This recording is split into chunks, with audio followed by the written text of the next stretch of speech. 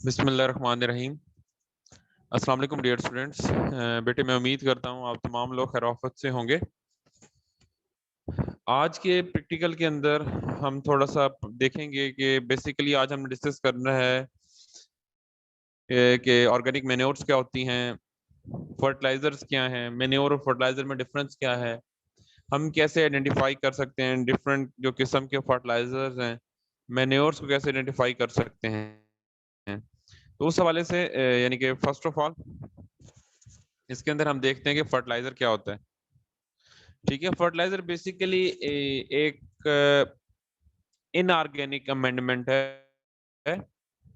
ठीक है, तो जिसको हम यूज करते हैं to improve the fertility status of our soil, to meet our crop needs. Basically fertilizers के अंदर हम ऐसे न्यूट्रिएंट्स प्लांट को देते हैं जो प्लांट के लिए रिक्वायर्ड होते हैं। न्यूट्रिएंट तीन किस्म के होते हैं: macronutrients, primary macronutrients, secondary macronutrients और माइक्रोन्यूट्रिएंट्स। न्यूट्रिएंट क्या है? न्यूट्रिएंट ऐसा केमिकल सब्सटेंस जिसकी गैर मौजूदगी में प्लांट अपना लाइफ साइकिल मुकम्मल ना कर सके या कोई भी ऑर्गेनिज्म अपना लाइफ साइकिल मुकम्मल ना कर सके। जो प्लांट्स के लिए एसेंशियल न्यूट्रिएंट्स कौन कौन से हैं? 16 न्यूट्रिएंट्स हैं जो प्लांट के लिए एसेंशियल हैं। उनमें से कोई एक न्यूट्रिएंट भी अगर नहीं अवेलेबल होगा तो प्लांट अपना लाइफ साइकिल मुकम्मल नहीं कर सकता। अब हमने जो फर्टिलाइजर यूज एफिशिएंसी को कैसे कर सकते हैं? Fertilizers are most commonly applied to fully exploit the yield potential of crops. तो उसके अंदर हमने प्रॉपर जो फर्टिलाइजर मटेरियल को सिलेक्ट करना है, उसकी प्रॉपर क्वांटिटी को यानी प्रॉपर डोज को सिलेक्ट करना है, उसको प्रॉपर टाइम पे अप्लाई करना है, उसका जो एप्लीकेशन मेथड है वो प्रॉपर होना चाहिए। और जो फर्टिलाइजर फॉर एग्जांपल जिंक और फास्फोरस इकट्ठा नहीं यूज करना। जिंक और फास्फोरस को इकट्ठा यूज करेंगे तो जिंक फॉस्फाइड बन जाएगा, वो दोनों ही प्लांट अपटेक नहीं कर पाएगा। तो इसके लिए बेसिकली फर्टिलाइजर एप्लीकेशन के लिए बेटी 4R स्ट्रेटेजी होती है: right product, right time, right rate, right place. तो उसके अंदर जो हम फर्टिलाइजर की सिलेक्शन करते हैं उसके अंदर अगर थोड़ा सा ये अब आपको ये आपने याद रखना है, यूरिया फर्टिलाइजर ये नाइट्रोजन का सोर्स है। इसके अंदर कितने परसेंट नाइट्रोजन होता है? 46% नाइट्रोजन होता है। अभी आपके इस प्रैक्टिकल के अंदर कुछ न्यूमेरिकल्स भी होंगे, उस हवाले से आपको ये फर्टिलाइजर्स के अंदर जो न्यूट्रिएंट की कंसंट्रेशन है ये आनी चाहिए। अमोनियम सल्फेट के अंदर 21% नाइट्रोजन होता है। ये सारे स्ट्रेट फर्टिलाइजर्स हैं। अमोनियम नाइट्रेट के अंदर 35% नाइट्रोजन होता है। फिर आगे फॉस्फेटिक फर्टिलाइजर आ जाते हैं। एसएसपी सिंगल सुपर फास्फेट में 18% फास्फोरस होता है। टीएसपी ट्रिपल सुपर फास्फेट इसमें 46% फास्फोरस होता है। आगे पोटाश फर्टिलाइजर आते हैं, उसमें एसओपी सल्फेट ऑफ पोटाश में 50% पोटाशियम होता है। एमओपी म्यूरेट ऑफ पोटाश में 60% पोटाशियम होता है। मगर एसओपी और एमओपी में से हम प्रेफर हमेशा एसओपी को करेंगे क्योंकि एमओपी बेसिकली पोटाशियम क्लोराइड है, इसमें क्लोराइड साल्ट है, तो ऑलरेडी हमारी जमीन साल्ट अफेक्टेड है, तो हमारी जमीनों के लिए इन लॉन्ग रन एमओपी इतना अच्छा नहीं है। इसके बाद कम्प्लेक्स फर्टिलाइजर्स आ जाते हैं। इसमें नाइट्रोफास है, नाइट्रोफास में नाइट्रोजन और फास्फोरस है, जैसे नाम से आपको पता चल रहा है। 23 डीएपी डाई अमोनियम फास्फेट, इसमें नाइट्रोजन है, फास्फोरस है। नाइट्रोजन 18% है, फास्फोरस 40% है। एनपीके ये जरखेज के नाम से और डिफरेंट फर्टिलाइजर कंसंट्रेशन मिलती हैं। इसमें 15-15-15 है, 10-20-20 है, 13-13-21 है।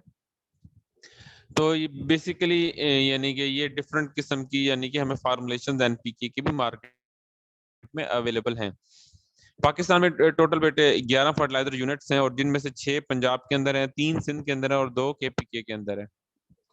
ठीक है, इसके बाद अगर हम ये फर्टिलाइजर यूनिट की एक छोटे से अब पिक्चर आपके लिए शेयर की। मुल्तान के अंदर भी पहले वो पाक अरब फर्टिलाइजर था, फिर वो फातिमा फर्टिलाइजर्स बन गया। तो इस तरह बेसिकली जो यूरिया खाद बनती है वो तो बनती है बेटे, जो हमारी कुदरती गैस है जिसे हम मीथेन गैस कहते हैं, तो इसको मिक्स किया जाता है हवा के साथ तो यूरिया के ग्रैन्यूल्स बन जाते हैं। और इसके साथ साथ एक और जो हमारा फर्टिलाइजर है जिसको हम कहते हैं डीएपी। डीएपी जो है डीएपी है इसके ये बेसिकली बनता है रॉक फॉस्फेट से। रॉक फॉस्फेट को ट्रीट किया जाता है ताकि उसके अंदर जो फास्फोरस है अवेलेबल फॉर्म में आ जाए। उसके बाद उसको फिर पैक करके मार्केट किया जाता है। तो फर्टिलाइजर्स के जो एप्लीकेशन के मेथड्स हैं, प्री प्लांट एप्लीकेशन आएगी जो ब्रॉडकास्ट होती है, pre inject application at time of planting आएगी जिसमें सरफेंडिंग है, सब सरफेस बैंडिंग है, पोस्ट इमरजेंस में साइड ड्रेसिंग है, फर्टिगेशन है और फोलियर एप्लीकेशन, इनको भी हम प्रोसेसिंग क्या, uniform application of fertilizer by hand, by fertilizer broadcaster, by aerial spread. ठीक है, ये fertilizer broadcast, tractor operated fertilizer broadcaster आपको नजर आ रहा है। इसके बाद इंजेक्शन, जो यूरिया जो नाइट्रोजनस फर्टिलाइजर है वो ज्यादातर उनका लॉस हो जाता है। जो यूरिया अगर हम जमीन में अप्लाई करें और अगर वो जमीन खुश्क हो और टेम्परेचर हाई हो तो सारी की खाद अमोनिया गैस बन के उड़ जाती है। हम करते क्या है कि आप इंजेक्शन प्रोसोल प्लेसमेंट, आप डिफरेंट किस्म की ड्रिल्स देखते हैं पीछे, वो इस तरह जब टाइम जमीन में चलता है साथ ही नीचे फर्टिलाइजर को प्लेस कर देता है। तो ज्यादातर इधर अमोनिकल फर्टिलाइजर को जमीन में इंजेक्ट किया जाता है ताकि वो लॉस ना हो, जमीन में वो रिटेन हो जाए। देखें एनहाइड्रस अमोनिया को ये चीजल फ्लो के साथ जमीन के अंदर इनकॉर्पोरेट किया जा रहा है। ठीक है, ये इस तरह फर्टिलाइजर इंजेक्शन हो रही है ऑर्चर्ड के अंदर। तो वो जो फर्टिलाइजर है, वो जो अमोनिया है वो गैस बन के उठ सकती है, पानी में मिक्स होकर नीचे नहीं जा सकती। तो उसको रूट जोन में जब इंजेक्ट कर देते हैं तो उसका बेनिफिट क्या होगा, वो हवा में वोलेटिलाइज तो नहीं होगी, पानी के साथ मिक्स होकर नीचे जाएगी और प्लांट को वो इन लॉन्ग रन, लंबे अरसे तक उसे प्लांट को अवेलेबल होगी। ठीक है, ये फर्टिलाइजर इंजेक्शन की पिक्चर्स हैं। इसके बाद एप्लीकेशन एट प्लांटिंग, उसमें सरफेस बैंडिंग है, सरफेस बेंडिंग है। ठीक है, तो थोड़ा सा ये सरफेस बेंडिंग है, यानी कि क्रॉप की सोइंग भी और ये ड्रिल के साथ फर्टिलाइजर भी सॉइल में जा रहा है। साइड ड्रेसिंग क्या है कि क्रॉप की साइड के ऊपर हमने फर्टिलाइजर ऐड अप करना है, इसमें नाइट्रोजनस या पोटाशियम फर्टिलाइजर हम ऐड करते हैं कि हमने अपनी क्रॉप बेड्स पे लगाई हुई है, रिजिस पे लगाई हुई है, तो उनको साइड के ऊपर अगर उनकी फरों के अंदर फर्टिलाइजर को अप्लाई करेंगे तो इसे साइड ड्रेसिंग कहेंगे। ठीक है, ये इसकी एग्जांपल है। टॉप ड्रेसिंग क्या है, टॉप ड्रेसिंग बेसिकली ब्रॉडकास्टिंग है, broadcasting in standing crop, uniform application of, फसल पे खाद के छट्टे देने को क्या कहते हैं, टॉप ड्रेसिंग कहते हैं। ये आप देख रहे हैं। फर्टिगेशन, फर्टिलाइजर को हमने पानी के साथ मिक्स करके अप्लाई करेंगे फसल को तो वो उसे हम फर्टिगेशन कहेंगे। तो इसमें ज्यादातर नाइट्रोजनस फर्टिलाइजर हम अप्लाई करते हैं। इसको अप्लाई कैसे करना है कि हमने जब हमारा जो फील्ड है, फॉर एग्जांपल ये 1 एकड़ का फील्ड है, ये हाफ इसको इरिगेशन वाटर लग जाए, जब हाफ पानी से फिल हो जाए तब हमने ये टैप ओपन करना है। अगर टैप को पहले ओपन कर देंगे तो क्या होगा, जो शुरू के एरियाज होंगे वहां फर्टिलाइजर की डोज ज्यादा चली जाएगी और एंड पे की डोज बहुत कम जाएगी। तो इससे क्या होगा, क्रॉप अनयूनिफॉर्म हो जाएगी, ये पौधे कद बहुत बढ़ा लेंगे, ग्रीन होंगे, और ये दूर वाले पौधे जो होंगे ये बिल्कुल स्टंटेड ग्रोथ होगी क्योंकि यहाँ फर्टिलाइजर इजीली नहीं पहुंच सका। तो ज्यादातर जो फास्फेटिक फर्टिलाइजर है, क्योंकि वो जमीन पे हम अगर छटा करते हैं तो फिक्स हो जाते हैं, उनको हम फर्टिगेशन के जरिए दे सकते हैं। इसके बाद फोलियर एप्लीकेशन, जो फोलियर एप्लीकेशन है वो ज्यादातर की जाती है जो हमारे माइक्रोन्यूट्रिएंट्स हैं। माइक्रोन्यूट्रिएंट्स ऐसे न्यूट्रिएंट्स हैं जो पौधे को कम मिकदार में चाहिए होते हैं और उनको फिर हम ये फ्लडिंग वगैरह नहीं कर सकते, उनकी फिर हम उनकी डेफिशिएंसी को क्योर करने के लिए हम लोग क्या करते हैं, उनका फोलियर स्प्रे करते हैं। जैसे जिंक स्प्रे है, जैसे बोरॉन का स्प्रे है, जैसे इसके साथ साथ यानी कि और जिस माइक्रोन्यूट्रिएंट्स के ना डिफरेंट कॉम्बिनेशंस अवेलेबल हैं, डिफरेंट किस्म के टॉनिक्स अवेलेबल होते हैं, उसको हम स्प्रे करते हैं। अच्छा, फार्म यार्ड मैन्योर, ये बेटे ये जो आप एक ट्रॉली देख रहे हैं इस तरह की, आप डिफरेंट ये पाकिस्तान में भी ऐसी ट्रॉलीज बनती हैं।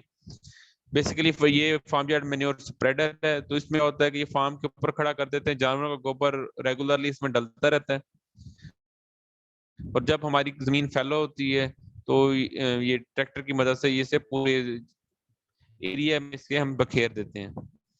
पोल्ट्री मैन्योर, ठीक है, ये फार्म यार्ड मैन्योर जो यानी कैटल बफलो का जो वेस्ट होता है, पोल्ट्री वेस्ट को पोल्ट्री मैन्योर कहा जाता है।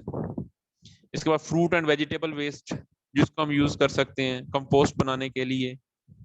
इसके अर्बन कंपोस्ट, ये के अंदर दरख्तों के पत्ते, ठीक है, ये इससे डिफरेंट किस्म की चीज अर्बन कंपोस्ट वगैरह है। तो आज के प्रैक्टिकल के हवाले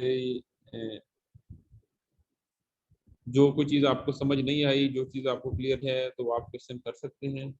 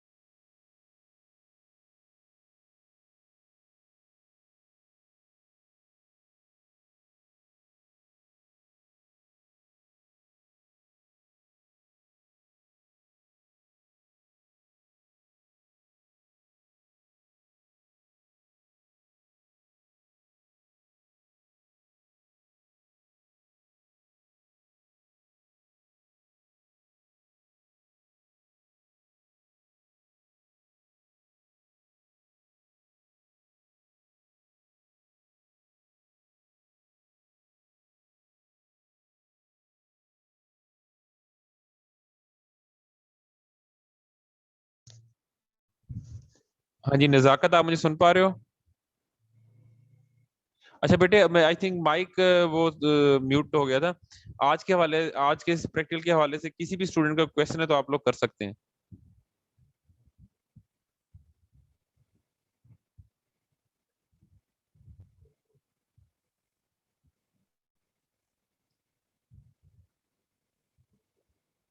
अस्सलाम वालेकुम सर।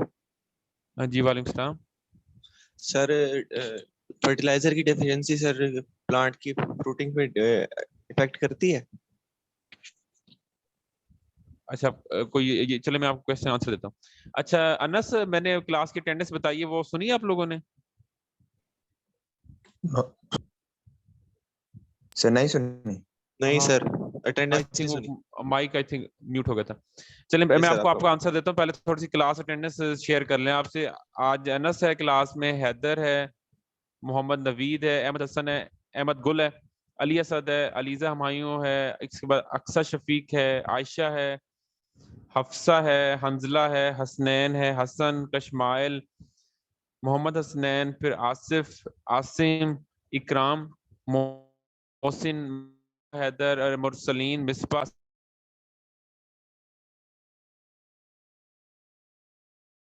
मोहम्मद हसन, मुनव्वर, नुमान नसर, राशिद, ताहिर शबीर, नवीद इमरान, नजाकत हुसैन, रिजवान हैदर, साद, सिदरा, अरीज, उसामा, वसीम अकरम और हमाद, ये लोग आज क्लास के अंदर हैं। अच्छा अनस का जो क्वेश्चन था वो ये था कि सर अगर फर्टिलाइजर को आई थिंक अप्लाई नहीं करेंगे तो क्या होगा? अ, तो फर्टिलाइजर बेटे, कोई भी जो फर्टिलाइजर बेसिकली है कोई न्यूट्रिशनल अमेंडमेंट है, ठीक है। प्लांट के ऊपर फॉर एग्जांपल अगर सॉइल के अंदर फास्फोरस की डेफिशिएंसी है तो पौधे के ऊपर पर्पल कलर के स्टिक्स पड़ जाते हैं। नाइट्रोजन की डेफिशिएंसी है, प्लांट येलोइश हो जाता है, ठीक है। मोलिब्डेनम की डेफिशिएंसी की वजह से प्लांट नाइट्रोजन अपटेक नहीं कर पाता, तो मोलिब्डेनम की डेफिशिएंसी के अंदर भी प्लांट के ऊपर येलो स्पॉट्स बन जाते हैं। तो जब प्लांट किसी भी न्यूट्रिएंट की कोई डेफिशिएंसी सिम्टम शो करता है तो फिर हम उनको अमेंड करने के लिए फर्टिलाइजर्स को यूज करते हैं। जी अनस, आपका यही क्वेश्चन था या कुछ और क्वेश्चन है तो आप कर सकते हैं बेटे। सर मैं ये पूछ रहा हूँ कि अगर डेफिशिएंसी हो मिनरल्स की या जी फर्टिलाइजर की, तो सर वो प्लांट की फ्रूटिंग पे इफेक्ट करता है? हाँ, फ्रूटिंग पे बिल्कुल अफेक्ट करता है। फॉर एग्जांपल जो सीड का साइज जो न्यूट्रिएंट बड़ा करता है वो है फास्फोरस, ठीक है। फास्फोरस की खाद ने आपको अच्छी औसत देनी है, सीड साइज जो होगा सीड बोल्ड बोल्ड होगा सीड का साइज। अगर हम कोई वेजिटेबल क्रॉप लगाते हैं, कोई ऐसी क्रॉप लगाते हैं जैसा कि मैं आपको बताऊं, जैसा कि हम कोई ऑर्चर्ड है या कोई वेजिटेबल क्रॉप है, तो ऐसी क्रॉप्स के अंदर हम पोटाशियम ज्यादा यूज करते हैं, क्योंकि फॉर एग्जाम्पल किन्नू है या मैंगो है, तो इसकी फ्रूट की क्वालिटी को, इसके फ्रूट के कलर को, अगर जमीन में पोटाशियम की डेफिशिएंसी होगी तो इन फ्रूट का कलर बिल्कुल डल होगा, टेस्ट बिल्कुल अच्छा नहीं होगा, खुशबू ही नहीं होगी। समझ आ रही?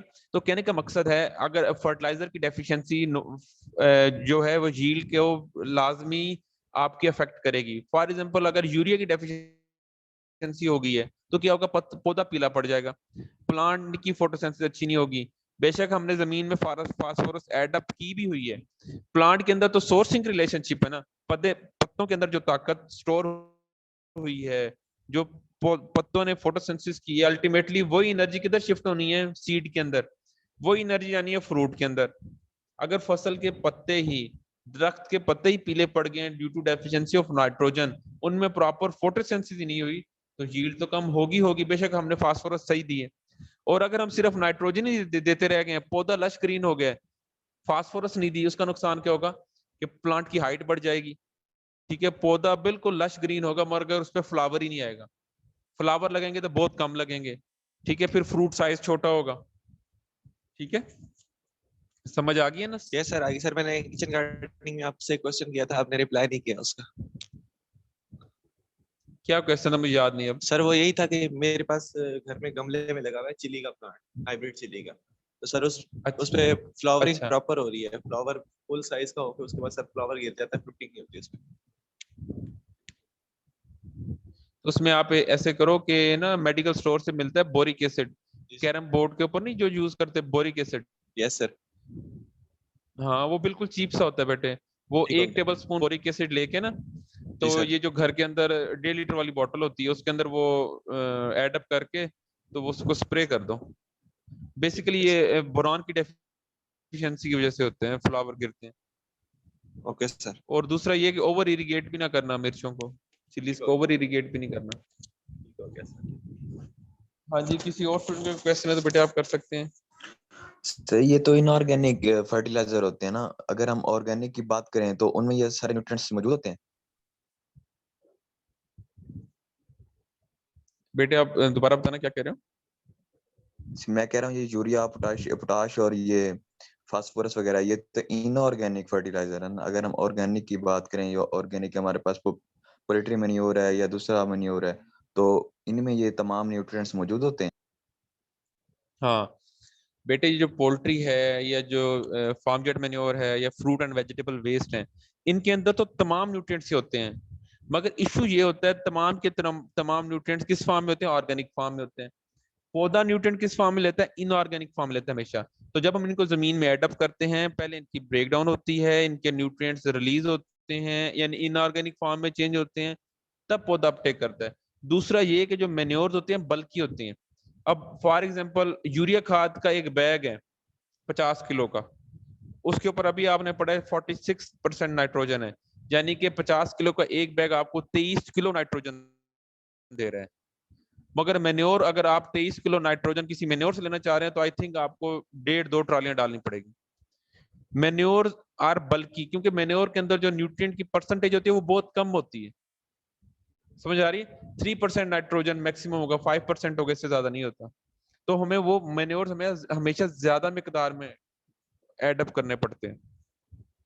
और मगर मैन्योर्स का बेनिफिट ये है कि वो सॉइल की वाटर होल्डिंग कैपेसिटी को बढ़ाते हैं, सॉइल की फर्टिलाइजर यूज एफिशिएंसी को बढ़ाते हैं, कि यानी कि कम फर्टिलाइजर से अगर हमने ज्यादा पैदावार हासिल करनी है तो पहले अपनी सॉइल का ऑर्गेनिक मैटर बढ़ाना होगा।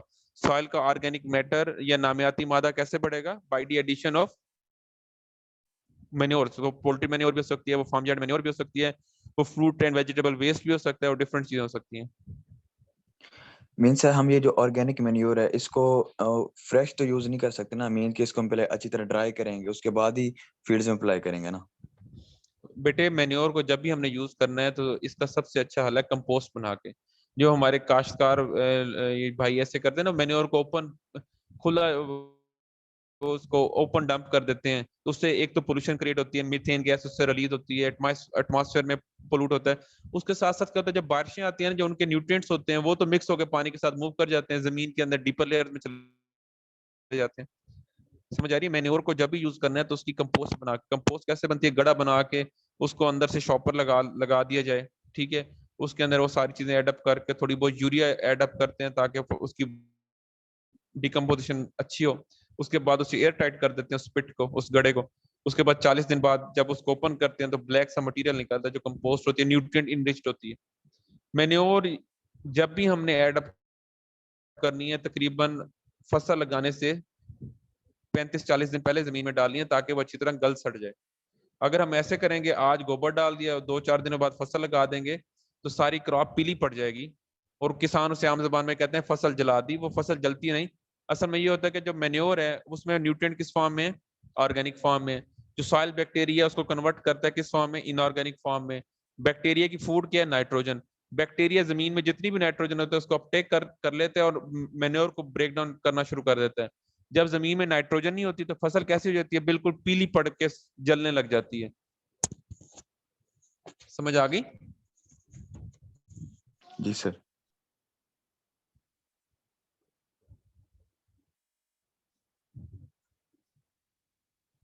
हाँ जी बेटे, किसी और स्टूडेंट का क्वेश्चन है तो आप कर सकते हैं।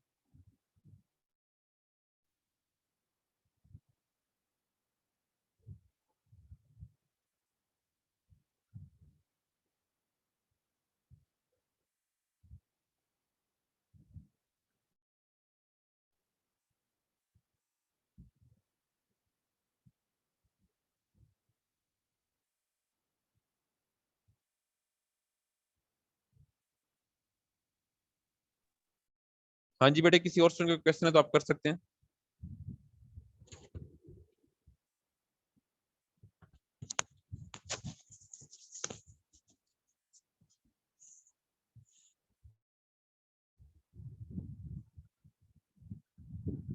हाँ जी, आपको सब कुछ समझ आ गया जवानों?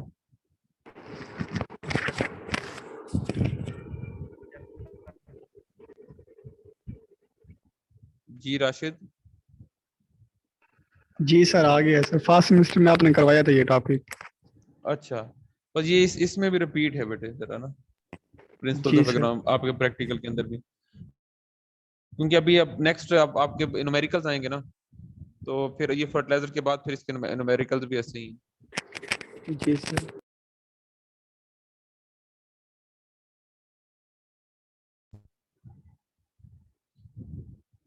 चलें ठीक है बेटे, फिर अपना खूब ख्याल रखिएगा और अपना क्योंकि आजकल हालात काफी ज्यादा बेटे सीरियस हो रहे हैं तो मास्क जी वगैरह सर। आपने पहने हैं, तो बस अल्लाह हम सब अपने ज़मान में रखें, दुआओं में आप सबने याद रखना है।